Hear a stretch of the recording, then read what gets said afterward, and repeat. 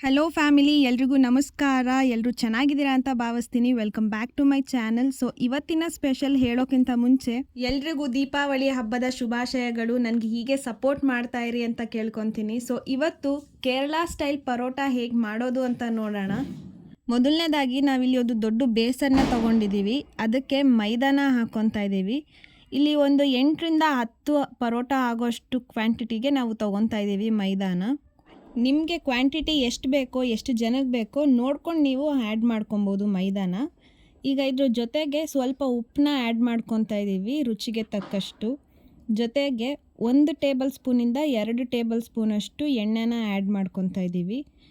ನಾವು ತೋರಿಸೋ ರೀತಿ ನೀವು ಪರೋಟ ಮಾಡೋದ್ರಿಂದ ತುಂಬ ಸಾಫ್ಟಾಗಿ ಬರುತ್ತೆ, ಫ್ಲಫಿಯಾಗಿರುತ್ತೆ. ಸೊ ಇದ್ರ ಜೊತೆಗೆ ಹಾಲನ್ನ ಆ್ಯಡ್ ಮಾಡ್ಕೊತಾ ಇದ್ದೀವಿ, ಮಿಲ್ಕ್ನ. ಇದನ್ನು ಕಾಯಿಸಿ ಆರಿರೋಂಥ ಹಾಲಾದರೂ ಆಗಿರ್ಬೋದು ಅಥವಾ ರಾ ಮಿಲ್ಕ್ ಆದರೂ ಆಗಿರ್ಬೋದು. 1 ಗ್ಲಾಸಷ್ಟು ಹಾಕ್ಕೊತಿದ್ದೀವಿ, ಒಂದು ಚಿಕ್ಕ ಗ್ಲಾಸಷ್ಟು. ಜೊತೆಗೆ 1 ಮೊಟ್ಟೆನ ಹಾಕ್ಕೊತಾ ಇದ್ದೀವಿ. ಈಗ ಇದು ಚೆನ್ನಾಗಿ ಮಿಕ್ಸ್ ಮಾಡಬೇಕು. ಸೇಮ್ ನಾವಿವಾಗ ಚಪಾತಿ ಹಿಟ್ಟನ್ನೆಲ್ಲ ಹೇಗೆ ಕಲಿಸ್ತೀವೋ ಅದೇ ರೀತಿಯೇ ಮಿಕ್ಸ್ ಮಾಡಬೇಕು.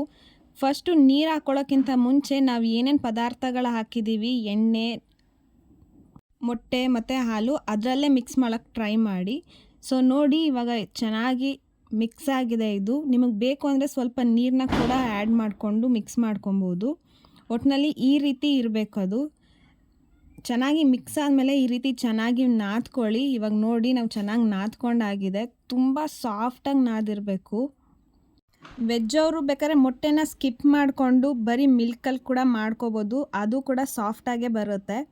ನೋಡಿ, ಈ ರೀತಿ ಚೆನ್ನಾಗಿ ನಾದ್ಕೊಂಡು ಅದೇ ಬೇಸನ್ಗೆ ಹಾಕಿ ಒಂದು 3ರಿಂದ 4 ಅವರಷ್ಟು ನೆನೆಯೋಕ್ಕೆ ಬಿಡಿ. ತುಂಬಾ ಸಾಫ್ಟಾಗಿರುತ್ತೆ. ಒಂದ್ಸಲಿ ಈ ರೀತಿ ಪರೋಟನ ಟ್ರೈ ಮಾಡಿ. ಎಲ್ಲೂ ಹೊರಗಡೆ ಹೋಗೋದೇ ಬೇಕಾಗಿಲ್ಲ ಹೋಟೆಲ್ಗೆ, ಮನೆಯಲ್ಲೇ ಮಾಡ್ಕೊಂಡು ತಿನ್ಬೋದು, ಅಷ್ಟು ಚೆನ್ನಾಗಿರುತ್ತೆ. ಸೊ ಸುಮ್ಮನೆ ಯಾಕೆ ಬೇಸನಲ್ಲಿ ಇಡೋದು ಅಂತ ಒಂದು ಡಾಲ್ ಮಾಡಿ ಇಡೋಣ ಅಂತ ಟ್ರೈ ಮಾಡಿದೆ. ಅದು ಡಾಲ್ ಹೋಗಿ ಡೆವಿಲ್ ಆಗೋಯ್ತು. ನೋಡಿ ಎಷ್ಟು ಟ್ಯಾಲೆಂಟೆಡ್ ಅಲ್ವಾ ನಾನು. ಸೊ ನೆನೆಸಾಗಿದೆ. ಆಲ್ಮೋಸ್ಟ್ 3 hours ನಾವು ನೆನೆಸೋಕೆ ಇಟ್ಟಿದ್ವಿ. ನೋಡಿ ನಮ್ಮ ಡೆವಿಲ್ ಎಷ್ಟು ಸೂಪರಾಗಿ ಸಾಫ್ಟಾಗಿದೆ. ನೋಡಿ, ಈ ರೀತಿ ಸ್ವಲ್ಪ ತೊಗೊಂಡ್ರೆ ಅದು ಸಾಫ್ಟಾಗಿ ಬರಬೇಕದು ಕೈಗೆ. ಈಗ ಅದ್ರ ಮಕ್ಕದ ಮೇಲೆ ಹೊಡೆದು ಮತ್ತೆ ಚೆನ್ನಾಗಿ ನಾದ್ಕೊಳ್ಳೋಣ. ಸ್ವಲ್ಪ ಅಮೌಂಟ್ನ ತೊಗೊತಾ ಇದ್ದೀನಿ, ಸ್ವಲ್ಪ ಪೋರ್ಷನ್ ಅಷ್ಟು ತೊಗೊತಾ ಇದ್ದೀನಿ. ನೀವು ಚಪಾತಿ ಹೇಗೆ ಮಾಡ್ತೀರೋ ಅದೇ ರೀತಿಯೇ ಮಾಡ್ಕೊಳ್ಳಿ. ಇನ್ನು ಸ್ವಲ್ಪ ಪೋರ್ಷನ್ ಅಷ್ಟು ತೊಗೊಂಡು ಚೆನ್ನಾಗಿ ನಾದಿ ಅದನ್ನು ಸ್ವಲ್ಪ. ಈಗ ಅದಕ್ಕೆ ನಾವು ಮೈದಾ ಪೌಡರ್ನ ಹಾಕ್ಕೊಂಡು ಅದಕ್ಕೆ ಲಟ್ಟಿಸ್ಕೊಳ್ಳೋಕ್ಕೆ ಸ್ವಲ್ಪ ಈಸಿ ಆಗಲಿ ಅನ್ನೋ ಕಾರಣಕ್ಕೆ ಅದನ್ನು ಹಾಕ್ಕೊತೀವಿ. ಇಲ್ಲಾಂದರೆ ಅದು ಲಟ್ಟಣಿಗೆನೇ ಅಂಟ್ಕೊಂಡು ಬರುತ್ತೆ. ನಾವಿಲ್ಲಿ 2 ಟೈಪಲ್ಲಿ ತೋರಿಸ್ತೀವಿ ಕೇರಳ ಪರೋಟ ಹೇಗೆ ಮಾಡೋದು ಅಂತ. ನಿಮ್ಗೆ ಯಾವ್ದು ಈಸಿ ಆಗುತ್ತೋ ಅದನ್ನು ನೀವು ಮಾಡ್ಕೊಬೋದು. ಇದು ಮೊದಲನೇ ವಿಧಾನ. ಚಪಾತಿ ಹೇಗೆ ಲಟ್ಟಿಸ್ಕೊತೀರೋ ಅದೇ ರೀತಿ ಲಟ್ಟಿಸಿ ಹಿಂದೆ ಒಂದ್ಸಲಿ ಮುಂದೆ ಒಂದ್ಸಲಿ ಫೋಲ್ಡ್ ಮಾಡ್ತಾ ಬನ್ನಿ, ಬಟರ್ಫ್ಲೈ ಥರ.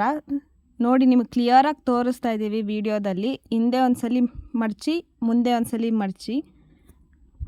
ಆದಷ್ಟು ಚಿಕ್ಕ ಚಿಕ್ಕ ಪೋರ್ಷನಲ್ಲೇ ಮಡ್ಚ್ಕೊಳ್ಳೋಕ್ಕೆ ಟ್ರೈ ಮಾಡಿ. ನೋಡಿ, ಈ ರೀತಿ ಮಡ್ಚಾದ್ಮೇಲೆ ಸ್ವಲ್ಪ ಎಣ್ಣೆನ ಹಾಕ್ಕೊತಾ ಇದ್ದೀವಿ. ಅದ್ರ ಮೇಲೇ ಮೈದಾ ಪೌಡರ್ನ ಕೂಡ ಹಾಕ್ಕೊತಾ ಇದ್ದೀವಿ. ಅದು ಒಂದಕ್ಕೊಂದು ಅಂಟ್ಕೊಬಾರ್ದು ಅನ್ನೋ ಕಾರಣಕ್ಕೆ. ಅದು ಅಂಟ್ಕೊಂಬಿಟ್ರೆ ಕೇರಳ ಸ್ಟೈಲಲ್ಲಿ ಉದ್ರವಾಗಿ ಬರುತ್ತಲ್ಲ ಪರೋಟ, ಅದು ರೀತಿ ಆಗೋದಿಲ್ಲ.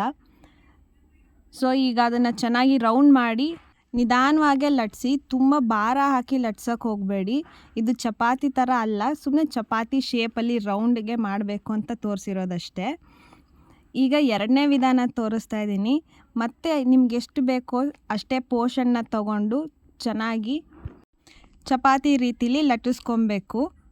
ದೀಪಾವಳಿ ಹಬ್ಬ ಅಂತೂ ನಮ್ಮ ಏರಿಯಾದಲ್ಲಿ ತುಂಬ ಜೋರಾಗೇ ಮಾಡ್ತಿದ್ದಾರೆ, ಅದಕ್ಕೆ ಬರೀ ಪಟಾಕಿ ಶಬ್ದನೇ ಕೇಳಿಸ್ತಿದೆ. ನೋಡಿ, ಈ ರೀತಿ ಲಟ್ಟಿಸ್ಕೊಳ್ಳಿ. ನಿಮ್ಗೆ ಯಾವ ಶೇಪ್ ಬೇಕಲ್ಲೋ ಆ ಶೇಪಲ್ಲಿ ಲಟ್ಟಿಸ್ಕೊಳ್ಳಿ.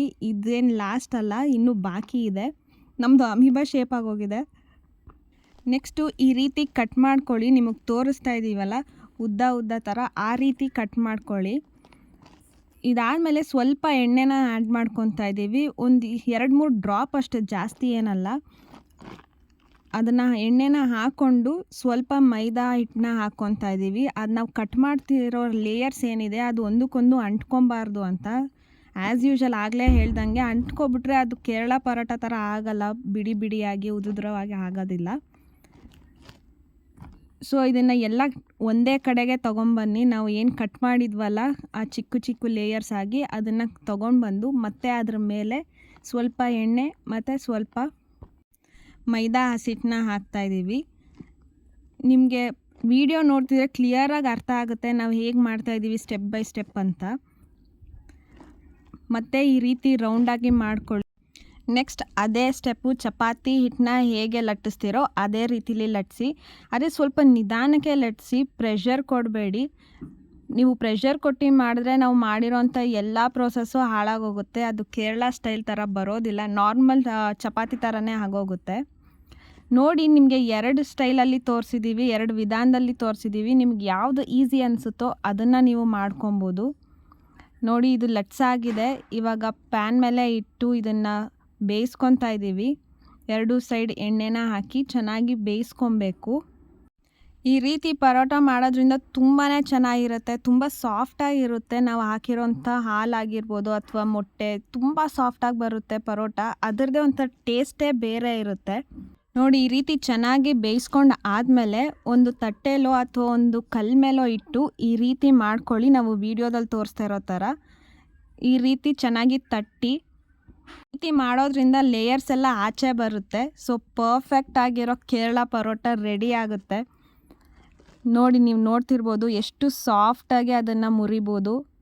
ಒಂದೇ ಒಂದು ಪೀಸಲ್ಲಿ ಎಷ್ಟು ಲೇಯರ್ಸ್ಗಳಿದೆ ನೋಡಿ. ನೀವು ನಾರ್ಮಲಾಗಿ ಮಾಡೋದ್ರಿಂದ ಇಷ್ಟೊಂದು ಲೇಯರ್ಸ್ಗಳು ಬರೋದಿಲ್ಲ. ಒಂದು ಚಿಕ್ಕ ಪೀಸಲ್ಲೇ ನೀವು ನೋಡ್ತಿರ್ಬೋದು ಎಷ್ಟು ಲೇಯರ್ಸ್ ಇದೆ ಅಂತ. ಈ ರೀತಿ ಮಾಡೋದ್ರಿಂದ ನಾವು ಪರ್ಫೆಕ್ಟ್ ಆಗಿರೋ ಕೇರಳ ಪರೋಟ ಮನೆಯಲ್ಲೇ ಮಾಡ್ಕೊಬೋದು. ಸೊ ಎಲ್ಲರೂ ಒಂದ್ಸಲಿ ಟ್ರೈ ಮಾಡಿ ಹೇಗಿತ್ತು ಅಂತ ಹೇಳಿ. ಸಬ್ಸ್ಕ್ರೈಬ್ ಮಾಡ್ಕೊಂಡು ನೋಡ್ತಿರೋರಿಗೆ thank you so much. Subscribe ಮಾಡದೆ ನೋಡ್ತಿರೋರಿಗೆ ದಯವಿಟ್ಟು ಸಬ್ಸ್ಕ್ರೈಬ್ ಮಾಡ್ಕೊಂಡು ನೋಡಿ. And thank you for watching.